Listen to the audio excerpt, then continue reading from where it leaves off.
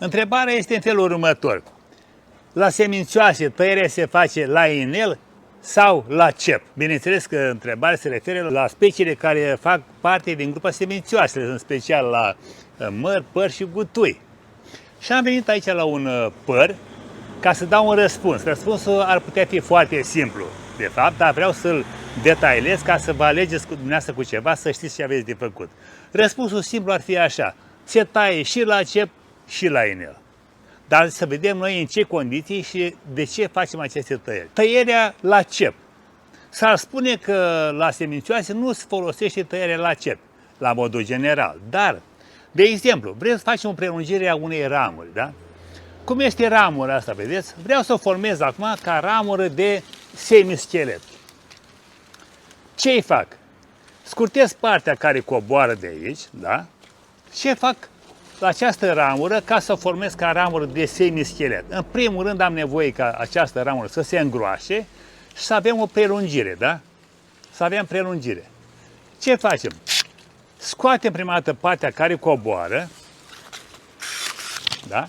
Și rămâne partea care urcă și din ramura asta anuală, care a crescut anul acesta, formăm un cep, vedeți dumneavoastră, un cep care să aibă undeva la 10-15 cm. De ce facem un cep și nu scurtăm mai de sus? Pentru că știm noi din alte tutoriale că cu cât cepul este mai mic, mugurile care pornește în alungire va fi mai puternic și va genera un lăstar nou mai puternic de care avem noi nevoie. Va trage sevă și mai multă și se va îngroșa și partea bazală, adică mama lui. Și atunci vom face o scurtare mai aproape. Și am format un cep. Deci, la semințioase se formează și cepi. Când vorbim de tăierea la inel, atunci când vrem să eliminăm o ramură, indiferent de vârsta ei, că-i de un an, că-i de 2, că-i 3, dar eliminăm complet, deci la inel, nu lăsăm cepi. Și haideți să vedem undeva unde putem să facem noi chestia asta. Ne uităm pe aici, avem o ramură, uitați, asta de aici, care oarecum este încurcă terenul aici, nu are nici lumină, s-a scurtat de aici, nu are poziție bună, nu va fructifica. Trebuie să o eliminăm. Și am spus puțin mai înainte că eliminarea se face la inel, adică asta e inelul. Aici vedeți dumneavoastră, aceste cerculețe mici care formează baza acestei ramuri este inelul. Și facem de unde pe exact de aici, adică de la inel. Ați văzut? Să rămână curat.